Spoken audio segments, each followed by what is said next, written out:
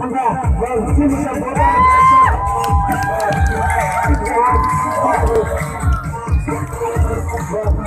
Đúng rồi, rất là tuyệt vời.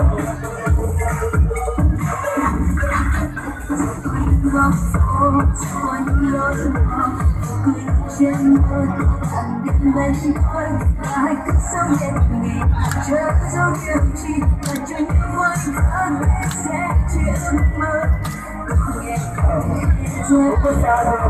xin mời mọi người lại vào sang của chương trình của tôi là leader của chúng ta, anh đến vui vẻ cho sau đó lại nha. trong ta chỉ một lần đến thôi hãy cùng em mơ Cô không nào kia, tôi không kia,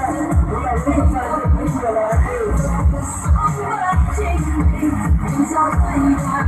đừng để hoài lên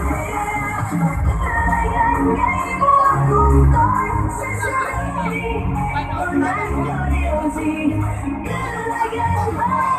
cùng tôi quên đi nỗi buồn rồi đi vui quên đi nỗi buồn rồi đi vui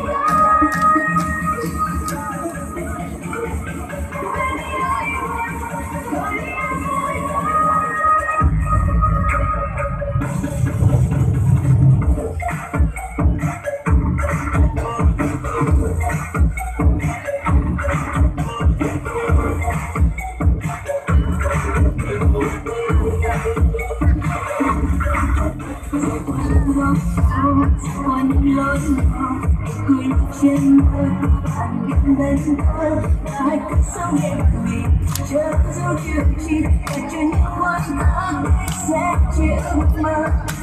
nghe không thể rơi chờ đó trên hai bước nhảy tôi dám cứ chờ sau bầu trời ai mơ niềm vui chỉ trong ta chỉ một lần đến thôi hãy cùng em mơ tay trong giây phút này từ nay hãy gọi